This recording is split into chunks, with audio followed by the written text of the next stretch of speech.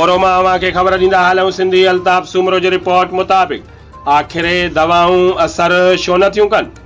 2 number गैर मयारी दवाऊं हलाइण जा ज़िम्मेवार लालच में ईंदड़ डॉक्टर, जाली दवाऊं हलाईंदड़ एजेंट ऐं मेडिकल स्टोर वारा। तालका मोरो में सिहत खाते जी नाअहली सबब 2 नंबर ऐं गैर मयारी दवाऊं हलण लॻियूं आहिनि। 2 नंबर दवाऊं मेडिकल स्टोरनि समेत लालच में ईंदड़ डॉक्टरनि मार्फत हलण जो इंकशाफ पिणु थियो आहे। 2 नंबर जाली दवाऊं हलाईंदड़ एजेंट मसीहा पेश जे डॉक्टरनि जे ईमान ख़रीद करण में भी अघ भरा रहनि था। लालच में ईंदड़ डॉक्टरनि खे मुख़्तलिफ़ ऑफरूं मिलण सबब 2 नंबर दवाउनि जो वापो तेज़ थियण लॻो आहे। मेडिकल स्टोरनि तोरे डॉक्टरनि मार्फत हलंदड़ 2 नंबर जाली दवाऊं हलण सबब गरीब माण्हू फुरजण लॻा ऐं दवाऊं बेअसर बणियल। मोरो शहर में 2 नंबर दवाऊं हलाईंदड़ कंपनियुनि जा एजेंट, मेडिकल स्टोरनि वारा ऐं लालच में ईंदड़ डॉक्टर भाङे भाईवार बणियल आहिनि।